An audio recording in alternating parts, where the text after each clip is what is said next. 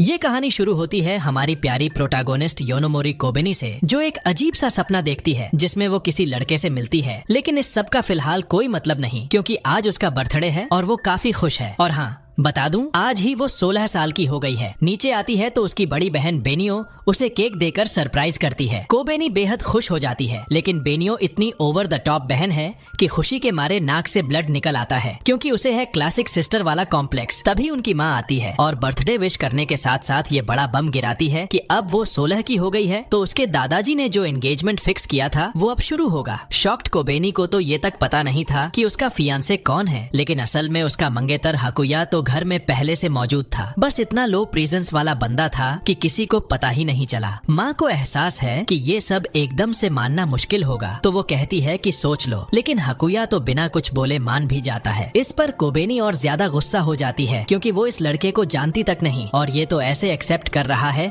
जैसे बस खाना ऑन ऑर्डर किया हो। तभी हाकुया की छोटी बहन मशीरो एंट्री मारती है, जो पूरी तरह ओवर प्रोटेक्टिव है और हर वक्त कोबेनी की खामियां गिनाती रहती है ताकि वो एक परफेक्ट वाइफ बन सके। बेनियो उसे टोकती है कि अपने भाई को क्यों नहीं टोकती, वो तो पूरा ईमो जैसा है। लेकिन मशीरो तो पहले ही भाई की पर्सनालिटी को गले लगा चुकी है। वहीं कोबेनी इन सब बातों को इग्नोर करके ज्यादा टेंशन इस बात पर ले रही है कि अब उसे घर में 2 लोगों के लिए एक्स्ट्रा खाना बनाना पड़ेगा। फटाफट मार्केट भागती है, जहां हाकुया उसके साथ जाता है ताकि उसकी केयर कर सके। और अच्छा हुआ वो गया, वरना घर से निकलते ही कोबेनी लगभग गिर ही जाती। लेकिन मजेदार बात यह है कि खुद हाकुया भी उतना सेल्फ सफिशिएंट नहीं है, जिससे कोबेनी को वो और भी अजीब लगता है। उधर मशीरो घर की सफाई में खामियां निकालने की कोशिश करती है, लेकिन बेनियो साफ बोल देती है कि सब परफेक्टली क्लीन है, बेकार मेहनत मत कर, और उसे चेतावनी देती है कि अगर उसने उसकी बहन कोबेनी को परेशान किया तो वही सख्ती उस पर भी लागू होगी। ये सुनकर मशीरो लिटरली डर जाती है। आखिर में कोबेनी किचन में जाती है और सोचने लगती है कि आखिर वो अरेंज्ड मैरिज वाली सिचुएशन में कैसे फंस गई। लेकिन मशीरो के गांव में तो ये सब आम बात है और हाकुया तो बचपन से ही ये मानकर बड़ा हुआ था कि उसकी एक फियांसे पहले से तय है। फिर मशीरो खुश हो जाती है जब देखती है कि कोबेनी करी बना रही है, क्योंकि वही उसका फेवरेट डिश है। लेकिन मजा वहीं खत्म हो जाता है जब करी निकलती है अल्ट्रा स्पाइसी। बेचारी मशीरो पसीने पसीने हो जाती है। वैसे मशीरो सिर्फ एक छोटी बच्ची जैसी नहीं है, उसके भी अपने टेस्ट हैं, और क्योंकि वो गाँव से आई है उसे तो टीवी जैसी सिंपल चीजें भी हैरान कर देती है। लेकिन कोबेनी का दिल इतना सॉफ्ट है कि वो किसी को अपने खाने से परेशान नहीं देख सकती, इसलिए मशीरो से सजेशंस मांगती है कि टेस्ट कैसे एडजस्ट करे। अगले दिन होता है हाकुया का पहला दिन स्कूल में। मशीरो उससे भी आगे निकलकर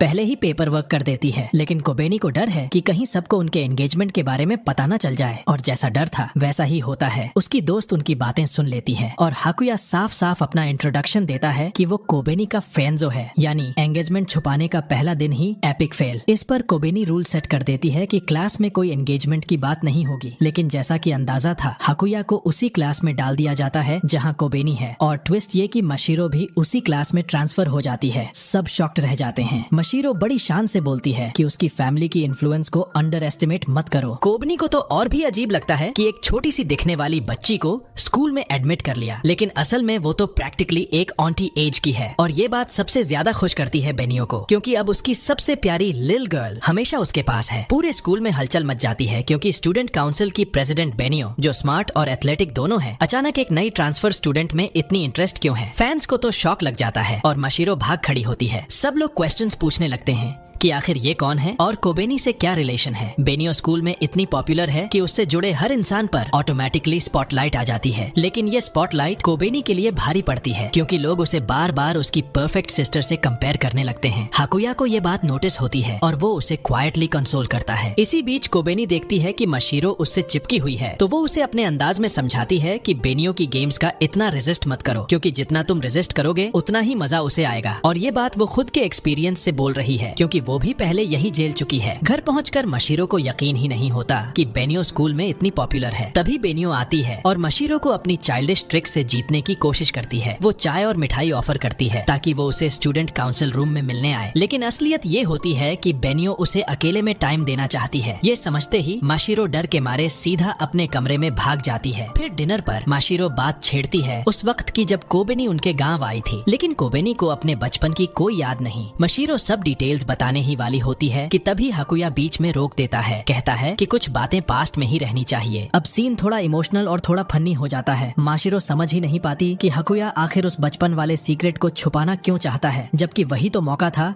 जिससे वो कोबेनी के दिल के और करीब आ सकता था। लेकिन हकुया का मानना है कि अगर कोबेनी ने उस मेमोरी को भुला दिया है तो शायद वो उसे याद भी नहीं करना चाहती, और इसी वजह से वो उसकी चॉइस का रिस्पेक्ट करता है। दूसरी तरफ कोबेनी के दिमाग से ये बात निकल ही नहीं रही कि बचपन में आखिर ऐसा क्या हुआ था जिससे हकुया इतना रिएक्ट कर रहा है। तो वो मशीरो से पूछने निकल पड़ती है, लेकिन मशीरो तो अभी अभी एलियंस पर एक टीवी शो देखकर डर के मारे हिल चुकी है। गांव की होने की वजह से उसे यूएफओ माइट्स की कोई आदत नहीं थी और अब उसे लग रहा है कि एलियंस आकर इंसानों को उठा ले जाते हैं। इतनी डरी हुई थी कि कोबेनी उससे कुछ पूछ भी नहीं पाती। अगले दिन भी हालात वही। माशिरो अब भी एलियंस के डर से कांप रही थी और सोच रही थी कि किसी भी वक्त कोई यूएफओ आकर उसे उठा ले जाएगा। इसी डर में वो बर्फ पर दौड़ते दौड़ते गिर भी जाती है। क्लास में पहुंचने के बाद कोबेनी उसका ध्यान रखती है, लेकिन माशिरो के पास ज्यादा देर रहने से बेनियो उसे पकड़ लेती है। और जब बेनियो को पता चलता है कि माशिरो को एलियंस से डर लगता है तो वो और ज्यादा खुश हो जाती है, क्योंकि इससे वो माशिरो को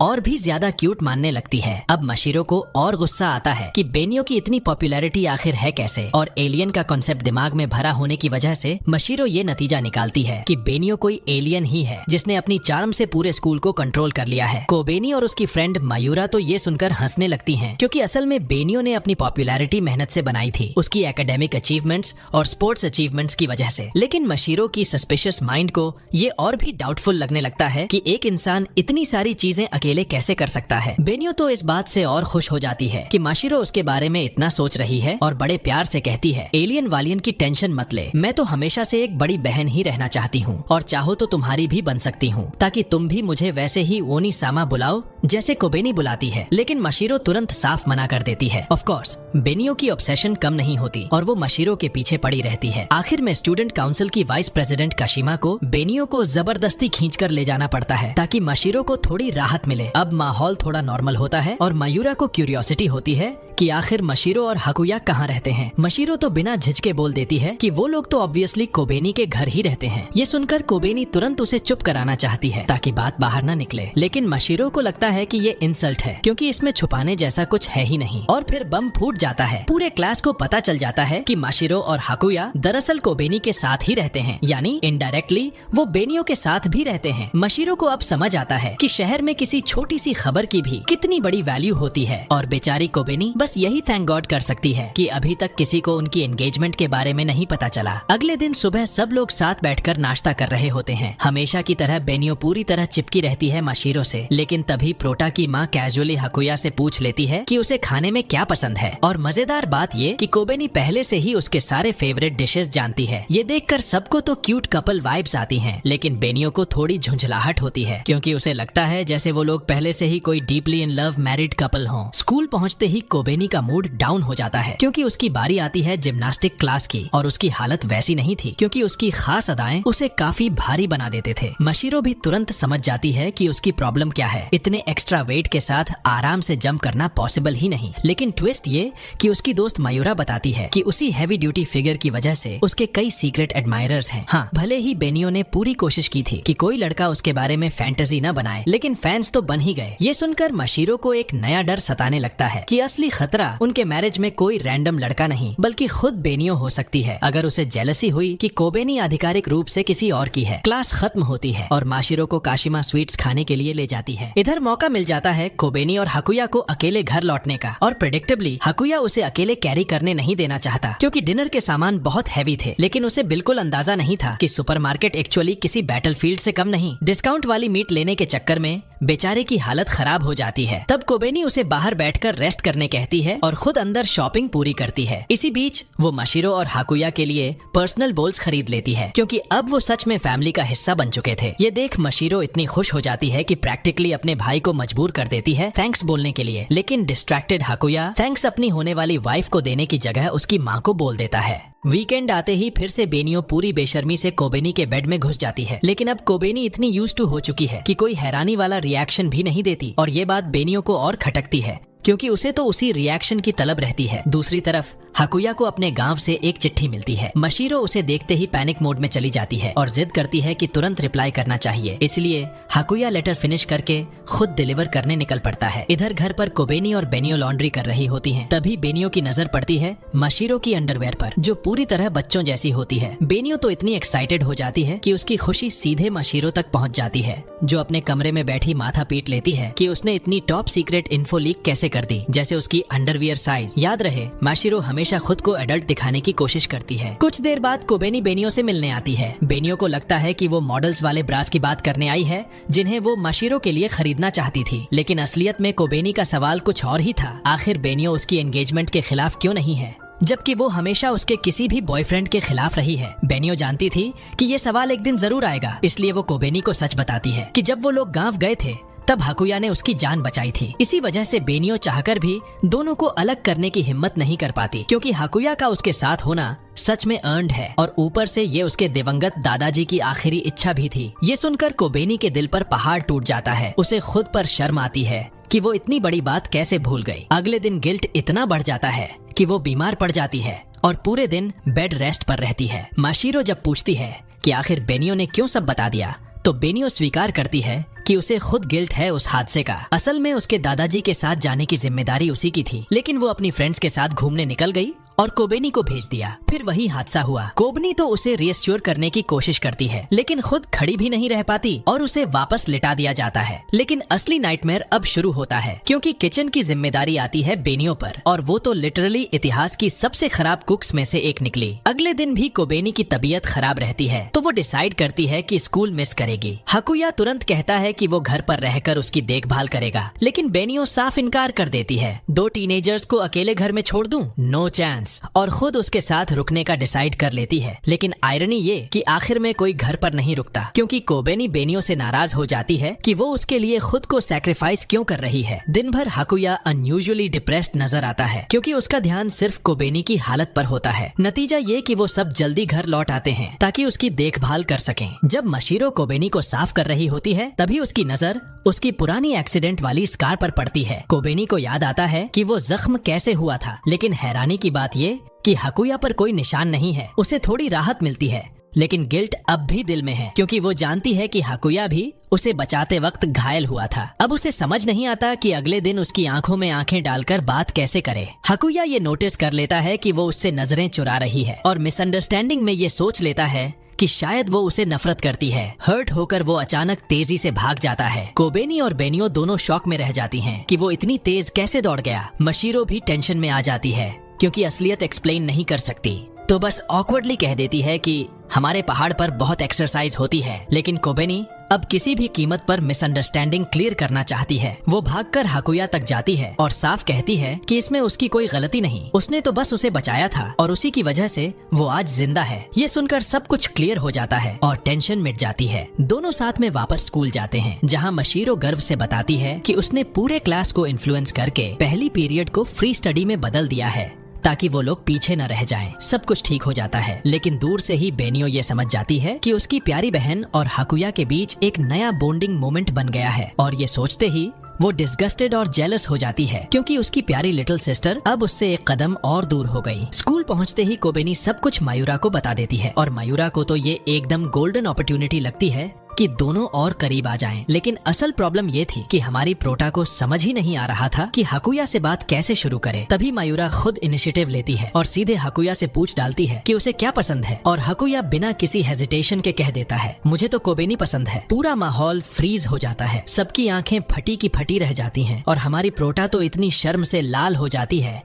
जैसे अभी जमीन में गड़ जाए। लेकिन जैसे ही वो उसकी रिएक्शन देखता है, खुद हाकुया भी थोड़ा शर्मा जाता है। इस मोमेंट को देखकर मशीरो खुद हैरान रह जाती है, क्योंकि वो नोटिस करती है कि कोबेनी अब हाकुया की एक्सप्रेशंस भी समझने लगी है, जबकि उसे खुद भी इतना आसानी से डिकोड नहीं कर पाती। लेकिन खुशी ज्यादा देर टिकती नहीं, क्योंकि रात में एक नई टेंशन आ जाती है। क्लान की तरफ से चिट्ठी आती है कि शहर में उनकी प्रोग्रेस देखने के लिए क्लैन का कोई प्रतिनिधि भेजा जाएगा। अगले दिन बेनियो मशीरो के लिए नई पजामास खरीद लाती है, और भले ही वो दिखाती है कि उसे पसंद नहीं, मगर आखिरकार पहन ही लेती है। इसी ड्रामे में वो ऑलमोस्ट भूल ही जाती है कोबेनी को बताना कि कोई घर आने वाला है, और साथ ही ये भी टेस्ट होगा कि इतने वक्त शहर में रहने के बाद वो नाटो खा पाती है या नहीं। अब दिक्कत ये है कि कोबेनी तो पहले से ही परफेक्ट बहू वाली वाइब्स दे रही है, तो उसे इग्नोर करना इम्पॉसिबल है। तभी हकुया बीच में इंटरप्ट करता है और बताता है कि अगले दिन से उसके एग्जाम्स शुरू हो रहे हैं। कोबेनी टेंशन में आ जाती है, लेकिन उसे कंसोल करने के लिए हकुया उसका सिर सहलाता है। एग्जाम्स खत्म होते ही मशीरो एकदम ठिकाने लग जाती है। आखिर वो अभी मिडिल स्कूल की बच्ची ही है। उसे खुश करने के लिए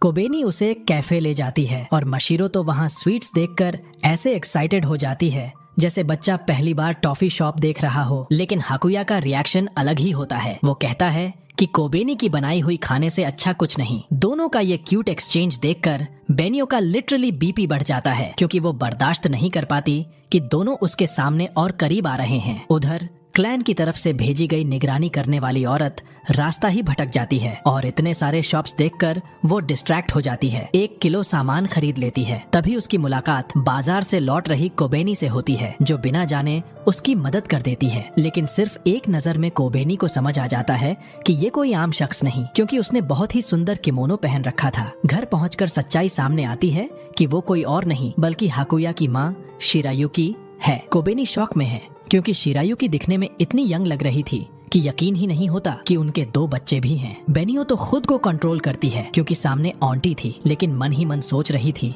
कि इतनी छोटी लगने वाली औरत ने 2 बच्चों को कैसे जन्म दिया। कोबेनी को शॉक से बाहर निकालने के लिए बेनियो तुरंत स्नैक्स बनाने लगती है, क्योंकि आखिर गेस्ट के सामने बदतमीजी नहीं की जा सकती। लेकिन शिरायुकी तो अंदर से बहुत खुश थी। उसे यकीन हो गया कि इतनी हेल्थी और केयरिंग लड़की ही उसकी होने वाली बहू है। खासकर इसलिए भी क्योंकि क्लैन में अब ब्लड लाइन को मेंटेन करने में दिक्कतें आ रही थीं, और उसे बेहद खुशी हुई ये देखकर कि वही लड़की जो हकुया के लिए इतनी खास है कि उसने अपनी पावर्स तक यूज कर ली, अब उसकी होने वाली पत्नी बनेगी। मशीरो तो एकदम पैनिक हो जाती है जब सुनती है कि उसकी माँ ने वो राज उगल ही दिया जिसे वो अब तक छिपा रही थी। लेकिन चूंकि सब कुछ खुल ही गया था, शिरायुकी सबको बता देती है कि वे लोग असल में इंसान नहीं हैं, बल्कि एक ऐसी प्रजाति हैं जिनके कई नाम पड़े हैं और जिनमें कुत्तों में बदलने की शक्ति होती है। यानी सीधी सी बात, ये लोग फुर्स हैं। कोबनी को अचानक अपने एक्सीडेंट की याद आने लगती है, खासकर वो पल जब उसे कुछ बहुत ही मुलायम सा महसूस हुआ था। लेकिन यादें इतनी इंटेंस हो जाती हैं कि वो फिर से बीमार पड़ जाती है, तो सब उसे बेड पर सुला देते हैं। तभी शिरायुकी कंफर्म करती है कि उसकी शंका सही थी। असल में हकुया ने अपनी पावर्स का आधा हिस्सा कोबेनी को दे दिया था उसे बचाने के लिए। लेकिन गुड न्यूज ये थी कि ऐसे लक्षण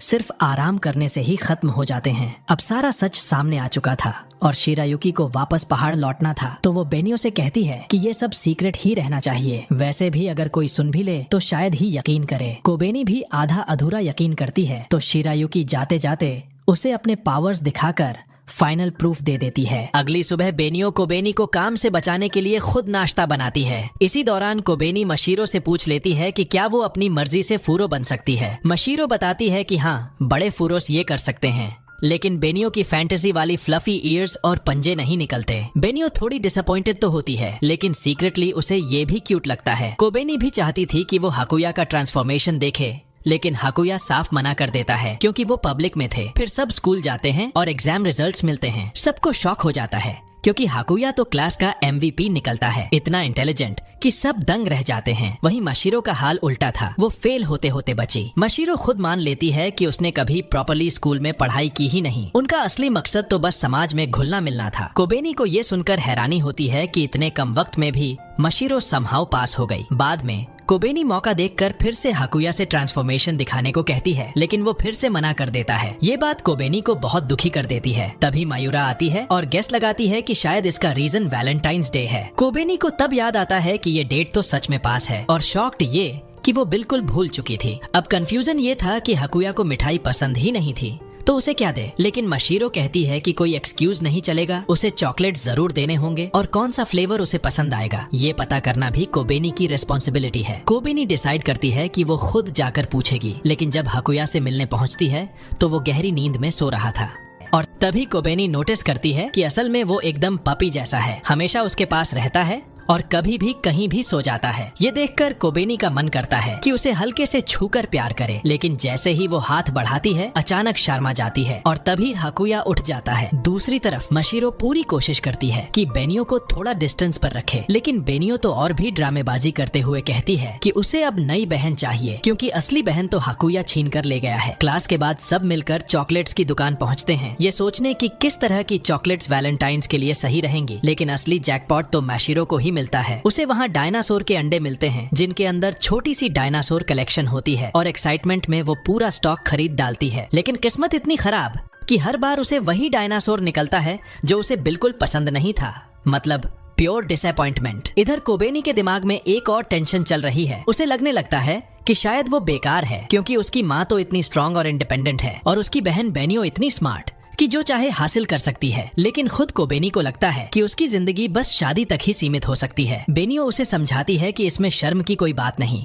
क्योंकि बचपन से उसका सपना यही था, लेकिन ये कहते ही वो खुद अंदर ही अंदर टूटने लगती है क्योंकि ये उसके उस ऑब्सेसिव सिस्टर फैंटेसी के बिल्कुल खिलाफ है। अगले दिन कोबेनी चॉकलेट्स लेकर आई थी हाकुया के लिए, लेकिन मौका ही नहीं मिल रहा था देने का। और जब आखिरकार दोनों अकेले होते हैं तो कोबेनी इतनी नर्वस हो जाती है कि आखिरी पल में पीछे हट जाती है और कहती है कि वो कुछ देना ही नहीं चाहती थी। ऊपर से हाकुया को बाद में ये सुनने को मिलता है कि जिन लड़कों को उनकी पसंद की लड़की से चॉकलेट्स नहीं मिलती, इसका मतलब होता है कि वो उनसे नफरत करती है या फीलिंग्स ही नहीं रखती। ये सुनकर हाकुया पूरा डे उदास और डिप्रेस्ड हो जाता है क्योंकि वो पूरे दिन बस कोबेनी से चॉकलेट्स का इंतजार कर रहा था। घर लौटते ही हाकुया गुस्से से भरा हुआ आता है और मशीरो हैरान रह जाती है कि आखिर हुआ क्या। तभी एंट्री होती है मायूरा की, जिसके पास अपनी स्वीट शॉप से बचे हुए ढेरों डायनासोर एग्स थे। वो सब मशीरो को दे देती है, लेकिन मशीरो की किस्मत वही खराब, फिर से वही बोरिंग डायनासोर। इसी बीच मायूरा कैजुअली कोबेनी से पूछ लेती है कि उसने हाकुया को चॉकलेट्स दिए या नहीं, क्योंकि वो तो पूरी रात मेहनत करके घर पर चॉकलेट्स बना रही थी। ये सुनकर हाकुया की आंखों में फिर से चमक लौट आती है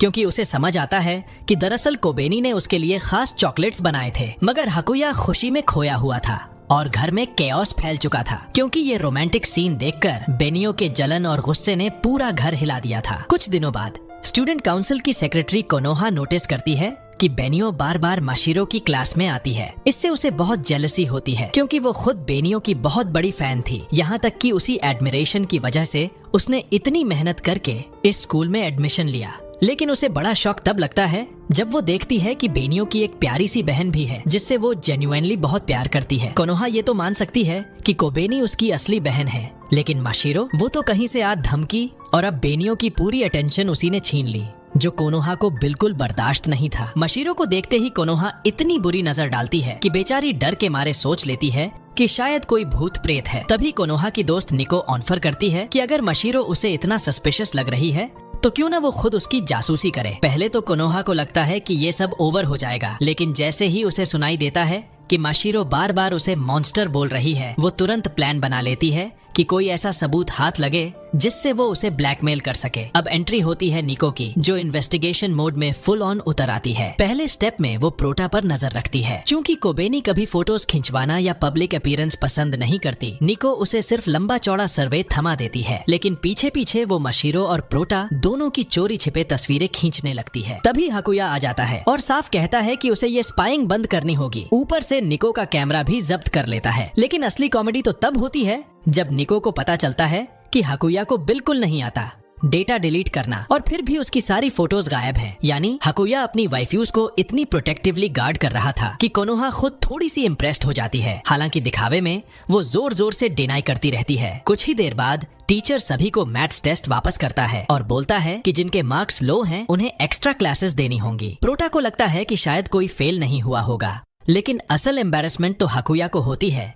क्योंकि मेमोरी बेस्ड सब्जेक्ट्स के अलावा उसकी हालत खस्ता थी। मशीरो तुरंत ऑफर करती है कि वो उसे प्राइवेट ट्यूशंस देगी और मायूरा को भी मैथ्स में दिक्कत थी, तो सब मिलकर एक स्टडी ग्रुप बना लेते हैं। लेकिन पढ़ाई के बीच में जब मशीरो वॉशरूम जाती है, उसे अचानक ऐसा फील होता है कि कोई उसे घूर रहा है। असल में निको वहाँ छिपकर स्पाइंग कर रही थी। मशीरो डर के मारे भाग खड़ी होती है और हॉलवे में उसे कोनोहा दिख जाती है, जो सनलाइट के कॉन्ट्रास्ट में खड़ी थी। माशिरो फिर से उसे मॉन्स्टर समझ लेती है और मुंह पर कह देती है। इस बार कोनोहा का गुस्सा फूट पड़ता है और वो कॉरिडोर में जोर जोर से चिल्लाने लगती है। उसी वक्त कोबेनी आ जाती है और पूरी सीन विटनेस कर लेती है। अगले दिन कोबेनी माशिरो से पूछती है कि उसने कैसे एग्जाम पास किया। माशिरो सीधी सादी बताती है कि उसने हिप्नोसिस का यूज किया था, बेसिकली चीटिंग करके पास की। लेकिन हकुया मना कर देता है क्योंकि अनलाइक मशीरो वो इस ग्रेड का असली स्टूडेंट है और उसे फेयर तरीके से पास होना है। दूसरी तरफ कोनोहा टेंशन में है कि अब तो बेनियो उससे नफरत करेगी क्योंकि उसे लगता है प्रोटा ने सारी शिकायत कर दी। लेकिन असल में ऐसा कुछ नहीं हुआ था। बेनियो तो मशीरो को मार मार के परेशान करने में ही मस्त थी। ये देखकर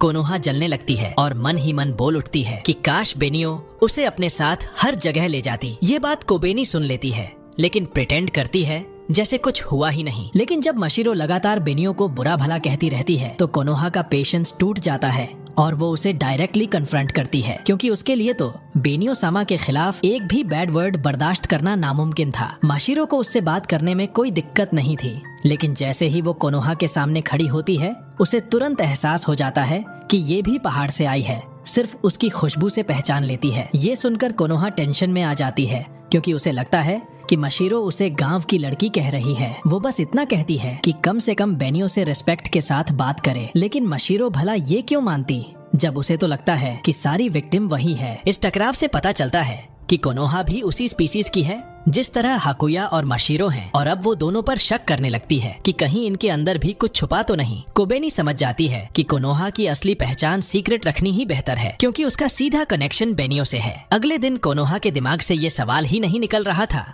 कि आखिर हकुया और मशीरो कैसे बेनियो के घर पहुंच गए। उसकी बेचैनी देखकर निको उसे बेनियो की ढेर सारी फोटोज दे देती है, लेकिन उसी वक्त बेनियो खुद एक एग्जिस्टेंशियल क्राइसिस से गुजर रही थी क्योंकि उसे लग रहा था कि उसकी प्यारी बहन उससे कोई बहुत बड़ा सीक्रेट छुपा रही है। इस सोच में वो इतनी ओवर हो जाती है कि हद से ज्यादा वाइल्ड कल्पनाएं करने लगती है। वीकेंड पर प्रोटा और बाकी सब मॉल घूमने जाते हैं और वहाँ ताकोयाकी खाते हैं, लेकिन कोबेनी कैलोरीज देखकर घबरा जाती है और आधा हकुया को खिला देती है। बाकी सबको ये जेस्चर बहुत रोमांटिक और क्यूट लगता है, जबकि असल में उसका इरादा बस वेट कंट्रोल करना था। उसके बाद वो लोग कपड़े खरीदने जाते हैं, लेकिन प्रोटा को गुस्सा आ जाता है जब कई जीन्स उसकी चौड़ी हिप्स की वजह से फिट नहीं होती। ये देखकर निको को लगता है कि उसने कोई बड़ा मसाला पकड़ लिया है, लेकिन हकुया उसे टोक देता है और साफ कह देता है कि प्रोटा की हिप्स में शर्मिंदा होने लायक कुछ भी नहीं है। इस बहस से प्रोटा को पता चल जाता है कि उसे स्पाई किया जा रहा था। मयूरा तुरंत निको से कहती है कि उसे ये स्पाइंग बंद करनी चाहिए क्योंकि उसे खुद अपनी तस्वीरें स्कूल की गॉसिप मैगजीन्स में आना पसंद नहीं। लेकिन निको इतनी आसानी से हार मानने वाली नहीं थी। बाद में कोनोहा प्रोटा की क्लास में जाकर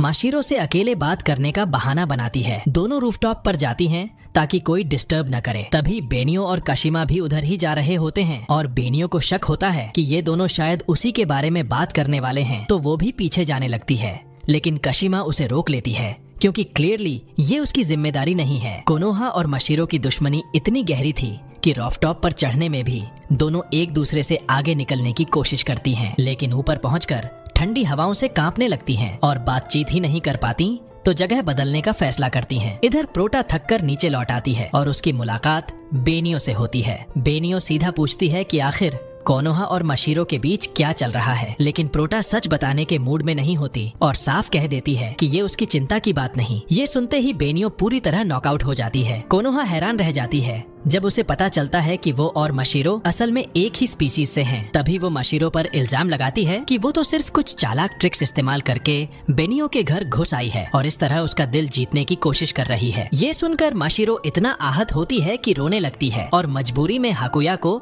उसे कंसोल करना पड़ता है क्योंकि सच तो ये था कि उन्होंने बेनियो के घर में आने के लिए कोई बेईमानी नहीं की थी और बेनियो के पीछे उनका कोई इरादा भी नहीं था। लेकिन कोनोहा को अपनी माँ की बातें याद आती हैं कि उनकी स्पीसीज में मलेज बहुत रेयर होते हैं और ऐसे में मौका मिलते ही उसे अपना बना लेना चाहिए। इसी सोच में वो सीधा हकुया को प्रपोज कर देती है कि चलो शादी कर लें और उसी वक्त वहाँ कोबेनी आ जाती है और ये पूरी आखिरी लाइन सुन लेती है। शॉक्ड होकर वो भागने की कोशिश करती है, लेकिन घबराहट में ठोकर खा गिर जाती है और फिर तेजी से वहाँ से निकल जाती है। हकुया उसे रोकने के लिए पीछे भागता है, लेकिन कोनोहा भी उसे जाने नहीं देना चाहती क्योंकि वो उसे पति बनाना चाहती है। तभी मशीरो सीधा बीच में आती है और कहती है कि हकुया पहले से ही कोबेनी से एंगेज्ड है, इसलिए उसे परेशान करना बंद करो। दूसरी तरफ कोबेनी इस बात को प्रोसेस ही नहीं कर पाती कि कोई और भी हकुया से शादी करना चाहती है और अब उसे पहली बार लगता है कि उसके सामने असली कंपटीशन खड़ी है। ऊपर से निको ये सब सुन लेती है और एक्स्ट्रा डिटेल्स मांगने लगती है, तो हकुया झट से कह देता है कि उसका ना कोबेनी के साथ और ना ही कोनोहा के साथ कोई रिश्ता है, ताकि रूमर्स फैलने से पहले ही सब क्लियर हो जाए। लेकिन जब उसे लगता है कि निको इससे भी सेटिस्फाई नहीं होगी तो वो उसे सीधा कोनोहा के पास भेज देता है कि अगर डाउट है तो खुद उससे पूछ ले। इस बात से कोबेनी थोड़ी राहत की सांस लेती है क्योंकि हाकुया ने एंगेजमेंट वाली बात डिनाई करके रूमर बचा लिया, लेकिन फिर भी उसे गिल्टी फील होता है कि वो ये सीक्रेट दुनिया से छुपा रही है। वो सोच भी नहीं सकती थी कि माशिरो इतनी इजीली कोनोहा को सच बता देगी, क्योंकि अगर ये बात निको के हाथ लगी तो उसे छुपाना नामुमकिन होगा। वहीं दूसरी ओर जब निको कोनोहा से पूछती है कि हाकुया ने क्यों कहा कि उसका कोबेनी से कोई रिश्ता नहीं, तो कोनोहा की आंखों में फिर से चमक आ जाती है, क्योंकि इसका मतलब था कि एंगेजमेंट वाली बात ऑफिशियली मान्य ही नहीं और अब उसके पास हाकुया को पाने का नया चांस खुल गया है। रात को माशिरो गुस्से में बेनियो से शिकायत करती है कि उसकी वजह से ये पूरा ड्रामा हुआ, क्योंकि उसकी साइको फैन हर जगह यही फैला रही है कि माशिरो उसी की वजह से बेनियो के घर पर है। ये सुनकर बेनियो क्यूरियोसिटी से कोबेनी से पूछती है कि आखिर ये लड़ाई किस बात की थी। कोबेनी असली रीजन बताना तो बिल्कुल नहीं चाहती थी और न ही कोनोहा की आइडेंटिटी रिवील कर सकती थी, तो वो स्मार्टली टॉपिक बदलते हुए बोल देती है कि कोनोहा तो बस जेलस है माशिरो से, क्योंकि माशिरो को ज्यादा अटेंशन मिलती है। बेनियो ये सुनकर खुश हो जाती है और सोचने लगती है कि उसकी फैन और उसकी प्यारी बहन उसी के लिए आपस में लड़ रही हैं। इतना ही नहीं, वो यहाँ तक मान लेती है कि शायद कोबेनी भी जेलस है, और जब वो बार बार पूछती है तो कोबेनी मजबूरी में हाँ बोल देती है ताकि और सवालों से पीछा छुड़ा सके। अगले दिन कोनोहा कोबनी को साफ साफ कह देती है कि उसने अभी हार नहीं मानी है, लेकिन कोबेनी को बात समझ नहीं आती, इसलिए वो खुद ही कोनोहा से रिक्वेस्ट करती है कि कम से कम एंगेजमेंट वाली बात को डिनाई मत करो। माशिरो के पास इस बार एकदम परफेक्ट प्लान था। वो बेनियो की फोटो खींचकर उसे रिश्वत की तरह देने वाली थी, लेकिन बेनियो तुरंत समझ जाती है और उसे रोकने के बजाय अलाउ कर देती है, क्योंकि सच कहें तो उसे ये चीज बुरी भी नहीं लग रही थी। इसी बीच कोबेनी सीधा मैटर पर आ जाती है और रिक्वेस्ट रख देती है, जिससे उसे शॉक लगता है जब सुनती है कि कोनोहा को उसका सीक्रेट फैलाने का कोई इरादा ही नहीं था। लेकिन कोनोहा ये भी कहती है कि अगर सच में वो हाकुया से शादी नहीं करना चाहती तो बेहतर होगा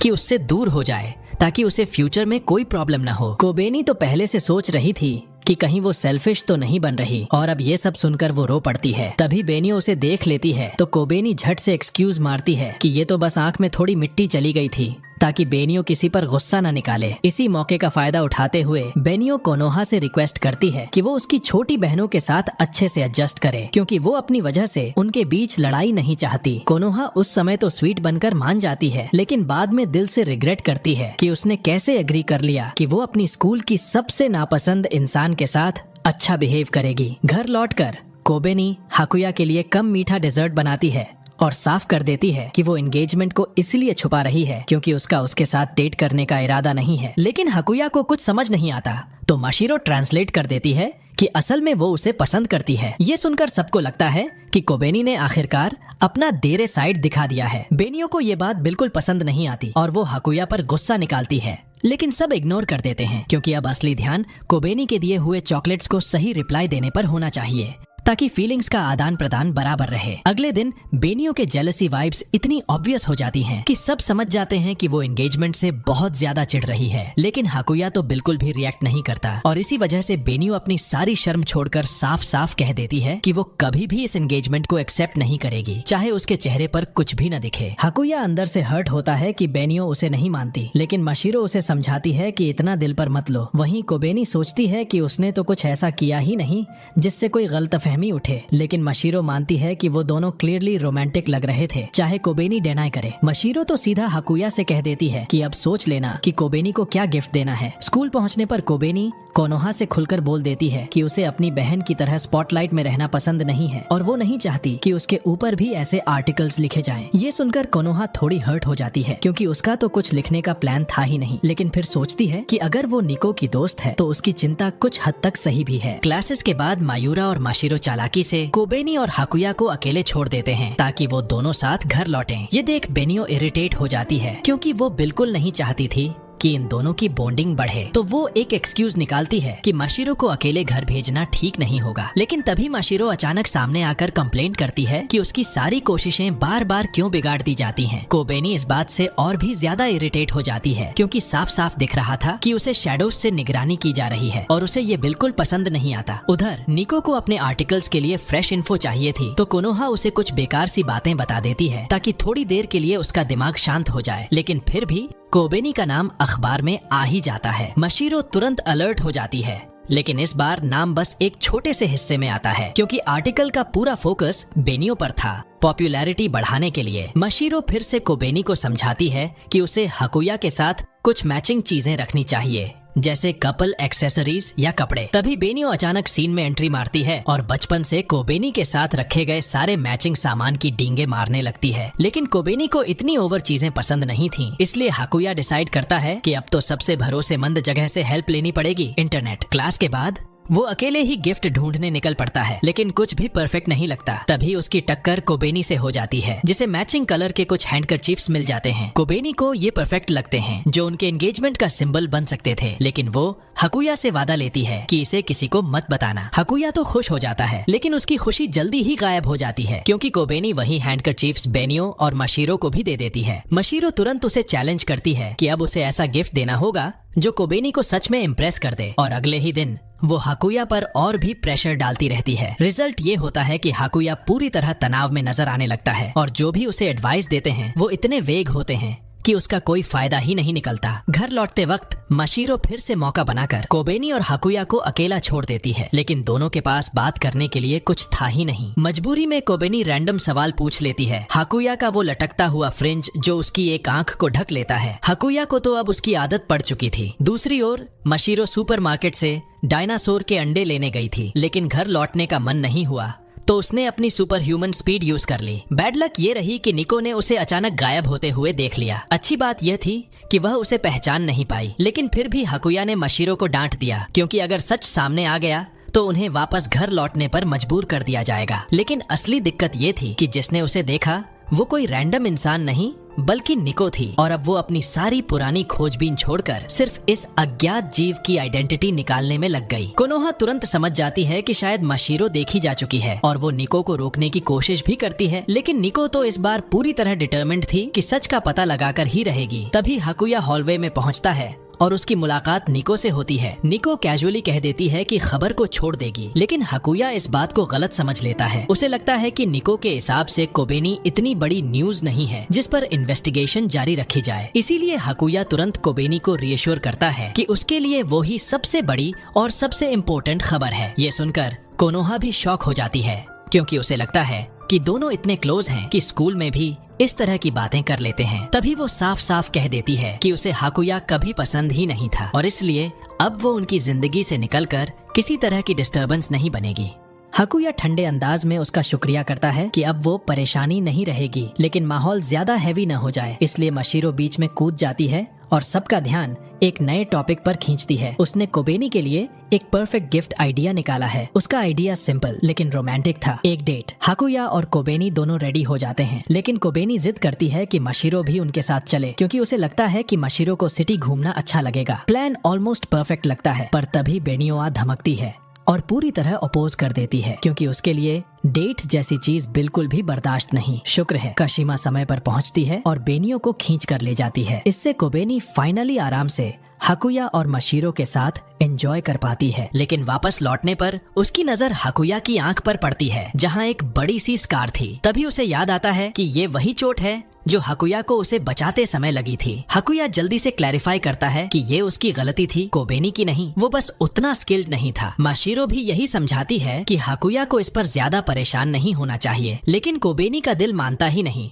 गिल्ट उसे हर पल खाए जा रहा था क्योंकि वो जानती थी कि ये निशान सिर्फ उसे बचाने की वजह से है। इसी बीच एक और ट्विस्ट आता है। हाकुया को अपनी माँ का जवाबी खत मिलता है क्योंकि उसने अपना पूरा रिपोर्ट भेजा था। लेटर पढ़कर हाकुया शॉक हो जाता है और मशीरो भी। अगले ही दिन कोबेनी जब उन्हें जगाने जाती है तो देखती है कि हाकुया और मशीरो दोनों गायब हैं। यहाँ तक कि उनका सामान भी नहीं है। पूरा फैमिली कंफ्यूज है। कोई नहीं समझ पा रहा कि वो अचानक क्यों चले गए। बस एक छोटा सा मैसेज छोड़ गए थे, वो वापस पहाड़ों में लौट रहे हैं। इस इंसिडेंट से कोबेनी अकेली और बेहद उदास हो जाती है। जैसे ही हॉलिडेज शुरू होते हैं, मायूरा उससे कॉल पर पूछती है कि कैसे हो, और कोबेनी उसे बताती है कि हाकुया पहाड़ों में लौट गया है। उसकी आवाज से ही मायूरा समझ जाती है कि कोबेनी को ये बात बहुत हर्ट कर रही है, इसलिए वो उसे समझाती है कि कभी कभी इंसान को सेल्फिश होकर अपने दिल की सुननी चाहिए। ये वर्ड सुनकर कोबेनी को हिम्मत मिलती है और वो डिसाइड कर लेती है कि वो अपने फियांसे को ढूंढने पहाड़ों तक जाएगी। उधर मशीरो और हाकुया खुशी खुशी फसलों की कटाई में लगे थे, क्योंकि असली रीजन बस फैमिली की मदद करना था। लेकिन अचानक हाकुया को पहाड़ों में कोबेनी की आवाज सुनाई देती है। वो भागते हुए उसकी तलाश में निकल पड़ता है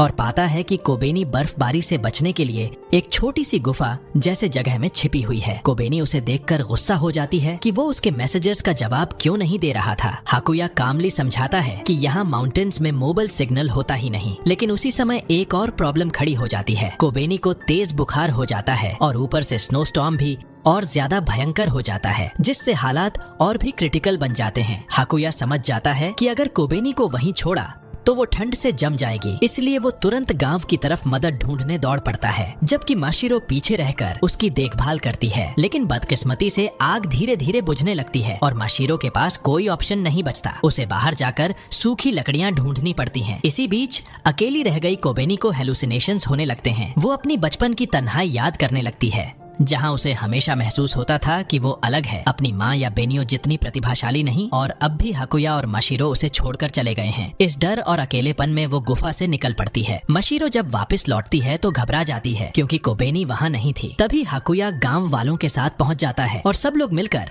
बर्फीली पहाड़ियों में कोबेनी की तलाश शुरू करते हैं। कोबेनी बर्फीले तूफान में बेहोश पड़ी होती है और होश आने पर पाती है कि वो एक खतरनाक बर्फीले ढलान के किनारे है। तभी हाकुया सही वक्त पर पहुंच जाता है और उसे बचा लेता है। उसे गर्म चाय पिलाकर वो दोनों गांव वालों के पास लौटते हैं। रास्ते में कोबेनी पूछती है कि हाकुया ने उसकी आंख की चोट छुपाई क्यों। हाकुया कहता है कि वो उसे परेशान नहीं करना चाहता था, लेकिन कोबेनी साफ कह देती है कि फियांसे होने के नाते उनके बीच कोई सीक्रेट्स नहीं होने चाहिए। हाकुया मान जाता है और वादा करता है कि अब कभी कुछ नहीं छुपाएगा। थोड़ी देर बाद वो सब लोगों से मिल जाते हैं, लेकिन शौक की बात ये थी कि बेनियो और बाकी सब भी रेस्क्यू के लिए आ पहुंचे थे। सब साथ में लौट आते हैं, लेकिन बेनियो नोट कर लेती है कि हाकुया अनयूजुअली खुश और हल्का लग रहा है, जिससे उसे शक होने लगता है कि शायद कुछ और हुआ है, चाहे कोबेनी कितना भी डिनाई कर दे। छुट्टियां खत्म होते ही नया साल शुरू होता है और माशिरो की वजह से सब फिर से साथ होते हैं। कोबेनी खुश थी, भले ही उसे नहीं पता था कि उसकी और हाकुया की कहानी कहां तक जाएगी और क्या वो हमेशा साथ रहेंगे, लेकिन उसने तय कर लिया था कि अभी के इन पलों को अपने परिवार के साथ पूरी तरह एंजॉय करेगी। अब कहानी आगे बढ़ती है ओवीए की तरफ। कुछ दिन बाद हाकुया को एक प्राइज मिलता है, 5 टिकट्स एक हॉट स्प्रिंग रिजॉर्ट के लिए। माशिरो की नजर तुरंत एक ऐसे रिजॉर्ट पर जाती है जो मिस्टीरियस क्रीचर्स साइटिंग्स के लिए मशहूर था। सब लोग एक्साइटेड होकर वहां निकलते हैं और फैंस के लिए स्पेशली डेकोरेटेड जगह पर खूब फोटोज भी खिंचवाते हैं। बेनियो प्रेडिक्टेबल सिर्फ एक चीज चाहती थी, अपनी बहनों के साथ स्नान करना। माशिरो उसे ट्रिक करती है कि वो ओपन एयर बाथ में जाएगी, लेकिन आखिर में वो प्राइवेट बाथ में घुस जाती है, क्योंकि बेनियो के साथ नहाने का सवाल ही नहीं उठता था। इस बीच बेनियो बेसब्री से इंतजार करती रहती है अपनी बहनों को देखने के लिए। इसी दौरान मायूरा बताती है कि इन मिस्टीरियस क्रीचर्स के देखे जाने की कई गवाहियां मौजूद हैं, जिससे माशिरो और भी एक्साइटेड हो जाती है और जंगल में तलाश करने का प्लान बनाती है। लेकिन पहला शिकार वही बन जाती है, क्योंकि बेनियो इतनी प्रो स्विमर थी कि वो उस चैनल से क्रॉस कराती है जो दोनों बैथ्स को जोड़ता है। होटल में दिन भर मस्ती करने के बाद सब जंगल में क्रीचर्स की तलाश में निकलते हैं। माशिरो इनिशियली बहुत हिम्मत से जाती है, लेकिन पहला ही अजीब सा साउंड सुनकर डर जाती है और भाग जाती है। बेनियो भी उसके पीछे पीछे दौड़ पड़ती है। जैसे ही माशिरो को एहसास होता है कि कोई डरावने चेहरे वाला उसका पीछा कर रहा है,